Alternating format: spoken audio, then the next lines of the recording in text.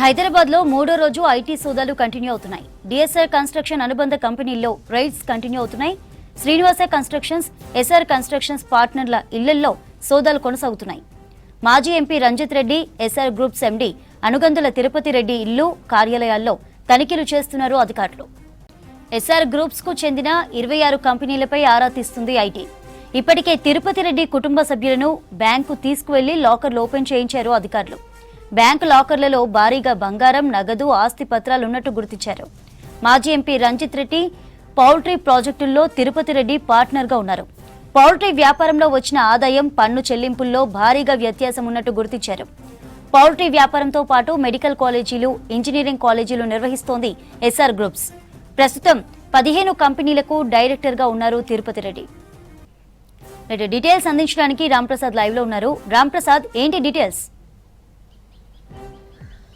చంద్రిక, గత 2 రోజులుగా కూడా కొనసాగుతున్నటువంటి ఐటీ సోదాలు అయితే హైదరాబాద్లో ఈ రోజు కూడా కొనసాగుతున్నాయి. మనం చూస్తే డిఎస్ఆర్ కన్స్ట్రక్షన్స్ కంపెనీతో పాటు అనుబంధ సంస్థలపై కూడా ఐటీ అధికారుల దాడులు అనేవి కొనసాగుతున్నాయి. ఈ సోదాలలో అయితే ఇటు 10 ఇతర కంపెనీలు ఏవైతే ఉన్నాయో డిఎస్ఆర్ కంపెనీతో పాటు అదేవిధంగా ఎస్ఆర్ కన్స్ట్రక్షన్స్, అంతేకాకుండా ఇటు శ్రీనివాస కన్స్ట్రక్షన్స్ వంటి సంస్థలకు సంబంధించినటువంటి యజమానుల ఇళ్లలో సోదాలు జరుగుతున్నాయి. మనం ప్రస్తుతం ఇటు ఎస్ఆర్ కన్స్ట్రక్షన్కు సంబంధించినటువంటి కంపెనీ యజమానులు, అదేవిధంగా పార్ట్నర్లుగా ఉన్నటువంటి చేవెళ్ల మాజీ ఎంపీ రంజిత్ రెడ్డి నివాసం వద్ద అయితే ఉన్నాం. ఒకసారి మనం గమనించవచ్చు, ఈరోజు 3వ రోజు కూడా, ఎందుకంటే ఈ నెల 19వ తేదీ ఉదయం 6 గంటలకైతే ఐటీ అధికారులు ఇటు ఐటీ సోదాలను ప్రారంభించాడు. ముఖ్యంగా మనం ఈ ఐటీ సోదాలను గమనిస్తే ఇటు దేశవ్యాప్తంగా 4 రాష్ట్రాలలో అయితే ఏకకాలంలో 30 బృందాలు ఐటీ సోదాలు అయితే నిర్వహిస్తున్నటువంటి పరిస్థితి. ముఖ్యంగా హైదరాబాద్లో చూస్తే హైదరాబాద్లో కూడా 10 ప్రాంతాల్లో అయితే ఏకకాలంలో ఇటు ఐటీ అధికారుల సోదాలు కొనసాగుతున్నాయి. ఇటు హైదరాబాద్లోని జూబ్లీ హిల్స్, ఎస్ఆర్ నగర్,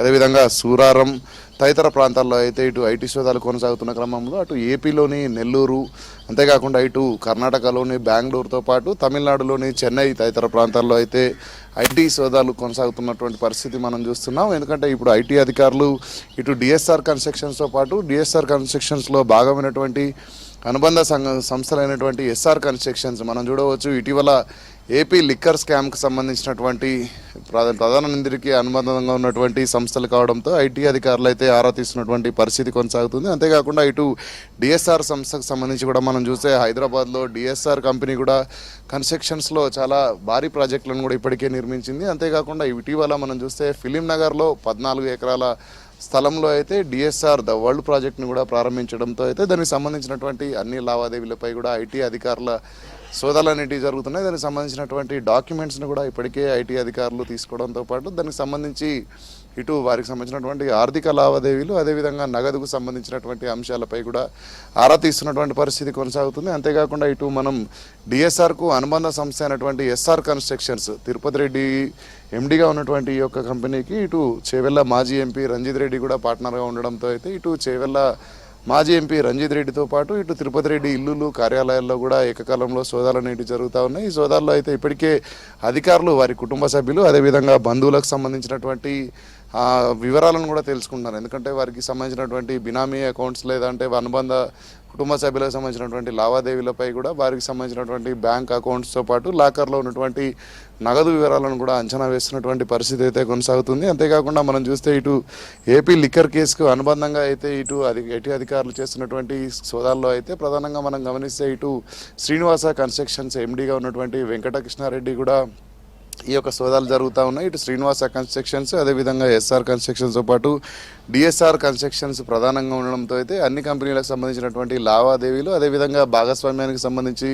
పార్ట్నర్షిప్లలో ఏ విధమైనటువంటి ఒక లావాదేవీలు కొనసాగుతున్నటువంటి అన్ని అంశాలపై కూడా ఇటు ఐటీ అధికారులు సోదాల్లో అయితే ఇటు డాక్యుమెంట్ల ఆధారంగా అయితే చర్చిస్తున్నటువంటి సందర్భంలో ముఖ్యంగా మనం చూడవచ్చు, ఇటు డిఎస్ఆర్ కంపెనీతో పాటు ఇటు అనుబంధంగా ఉన్నటువంటి ఎస్ఆర్ కంపెనీకి ఇటు తిరుపతి రెడ్డి, అదేవిధంగా ఇటు రంజిత్ రెడ్డి ఇద్దరు పార్ట్నర్గా ఉండడంతో అయితే వీరిపై కూడా ఈ యొక్క ఐటీ అధికారులు వీరికి సంబంధించినటువంటి ఏదైతే బిజినెస్లు ఉన్నాయో పార్ట్నర్షిప్లో ఉన్నటువంటి హ్యాచరీస్ కానీ, అదేవిధంగా ఇంజనీరింగ్ కాలేజ్ నిర్వహణ కానీ, వాటికి సంబంధించినటువంటి ఒక ఆస్తులకు సంబంధించినటువంటి వివరాలపై కూడా ఇటు ఐటీ అధికారులు అయితే ఆరా తీయడంతో పాటు దానికి సంబంధించినటువంటి డాక్యుమెంట్స్ ఆధారంగా అయితే ఇటు సోదాలు నిర్వహిస్తున్నటువంటి పరిస్థితి కొనసాగుతుంది. ఎందుకంటే ఇటు రంజిత్ రెడ్డి ఇంటితో పాటు అటు తిరుపతి రెడ్డి ఇల్లులు, కార్యాలయాలకు సంబంధించినటువంటి ఏకకాలంలో ఇటు హైదరాబాద్ వ్యాప్తంగా కూడా 10 ప్రాంతాల్లో అయితే ఐటీ అధికారుల సోదాలు కొనసాగుతా ఉన్నాయి. ముఖ్యంగా మనం చూస్తే మొదటి రోజు ఈ నెల 19వ తేదీ ఉదయం 6 గంటలకు ఇటు చెవెళ్ళ మాజీ ఎంపీ రంజిత్ రెడ్డి ఇంటికి 4 బృందాలుగా అయితే ఐటీ అధికారులు రావడం జరిగింది. ఆ రోజు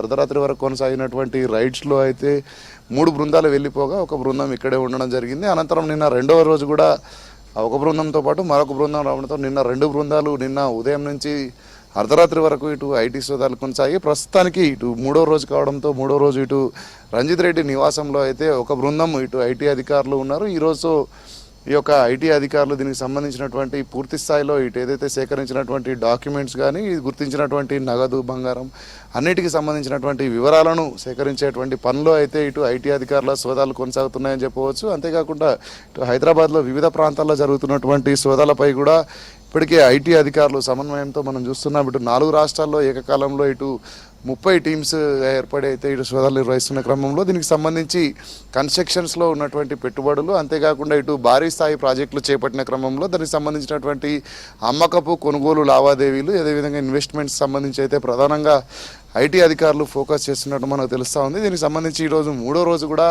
ఐటీ సోదాలు అనేవి కొనసాగుతూ ఉన్నాయి. ఈరోజు మనం చూస్తే గత 2 రోజులు కూడా ఉదయం 6 గంటల నుంచి అర్ధరాత్రి వరకు కూడా సోదాలు కొనసాగిన క్రమంలో 3వ రోజు కూడా ఈరోజు ఐటీ సోదాలు అయితే హైదరాబాద్లోని పలు ప్రాంతాలతో పాటు ఇటు దేశవ్యాప్తంగా 4 రాష్ట్రాలలో అయితే ఐటీ సోదాలు కొనసాగుతున్నటువంటి పరిస్థితి హైదరాబాద్లో కూడా కొనసాగుతుంది. చంద్రిక.